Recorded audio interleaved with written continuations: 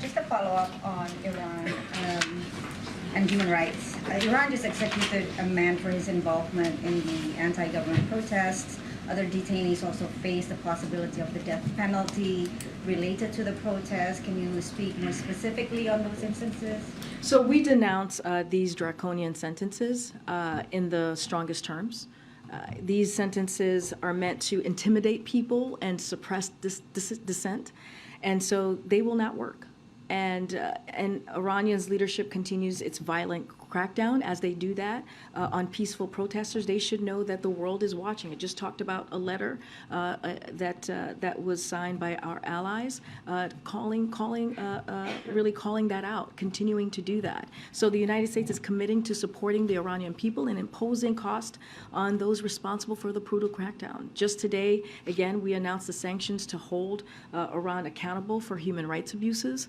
We continue to coordinate with allies and partners and find ways to confront Iran's human rights abuses, both, again, as I said earlier, in public and in private. We will stand with Iranian civilians as they are fighting for their basic freedom, their basic human rights, and we will continue to denounce that. Okay, and another question on Saudi, please.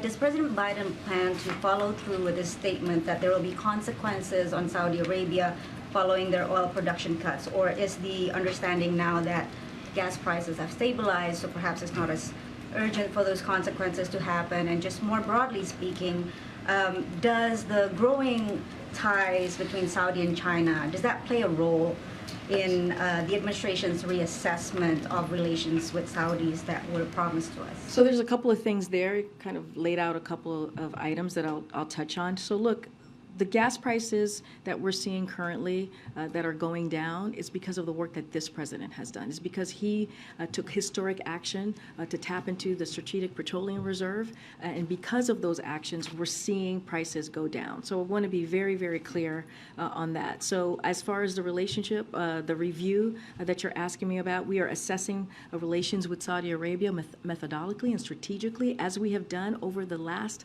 80 years of this relationship in a bipartisan way.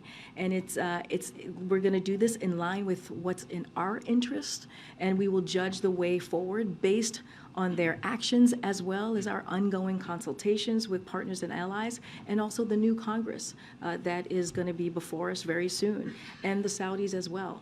Don't have anything more to share, but again, remember, this is an 80-year history, and as we have reevaluated over the course of those 8 decades in a bipartisan way, and that's how we're looking to move forward. And just really quickly, last one.